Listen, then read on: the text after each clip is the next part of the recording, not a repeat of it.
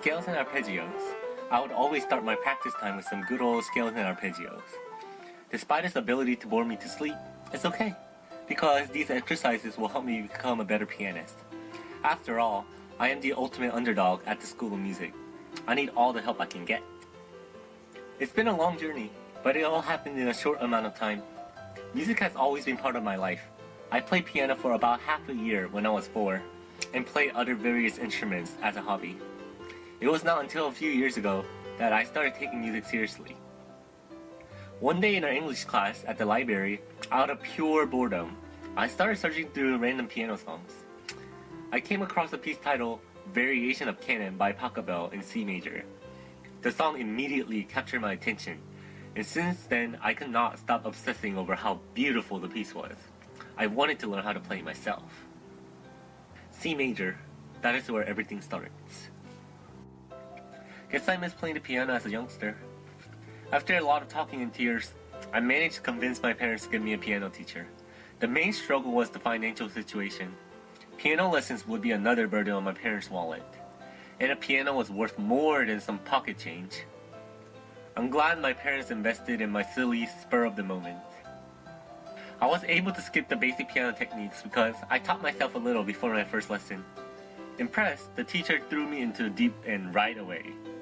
Every week, I spent hours in front of the piano, not because my parents made me, but because it was so much fun. The fun and games could not last forever. After realizing how much I loved piano, I considered abandoning everything else and devoting my life to music. Knowing that my parents would probably not approve anyways, I prepared for the worst. Why not keep piano as a hobby? Doctor is what you've been waiting to do for your life. No, Mom, you and Dad wanted me to be a doctor, not me. I turned to my dad. The rare successful musicians in the world have been playing since birth. You have been playing for 2 years. I promise you'll fail in life. I remember crying out from the living room as he told me. Man, I remember how much I hated my dad at the moment. He didn't know what I can do. What did he know about music?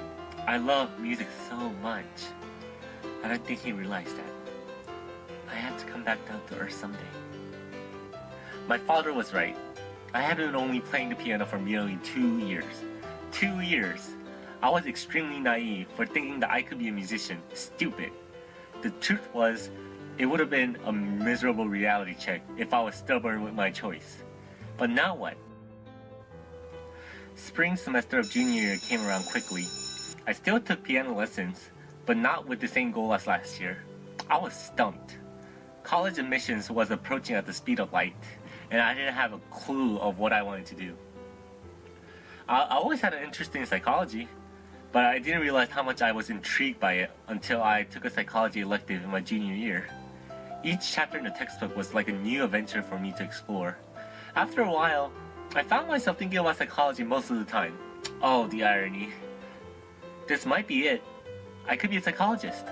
It's something of a higher status like a doctor, at least more superior than the life of a hungry musician that my parents did not approve. However, nothing prepared me for the discovery that would change my life. One day in psychology class, I was chatting with my teacher about my music life and the future.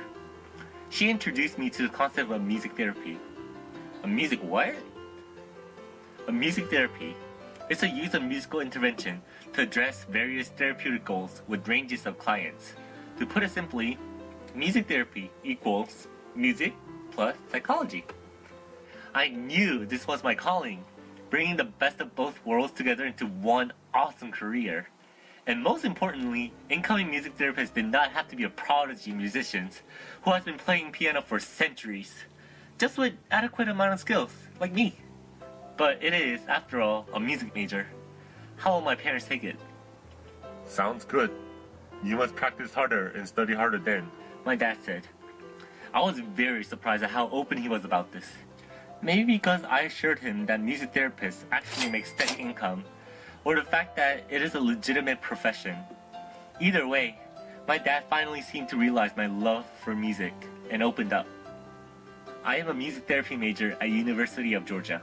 I am so glad to have found exactly what I wanted to do with my life. Sure, being a music major means making sacrifices, like cutting out social time to practice those dreadful scales and arpeggios a little longer, and endure the harsh words of my piano teacher. But it's okay. When I imagine myself helping others with music, all that becomes trivial. Hey, scales and arpeggios doesn't sound too bad for a trade-off in the end.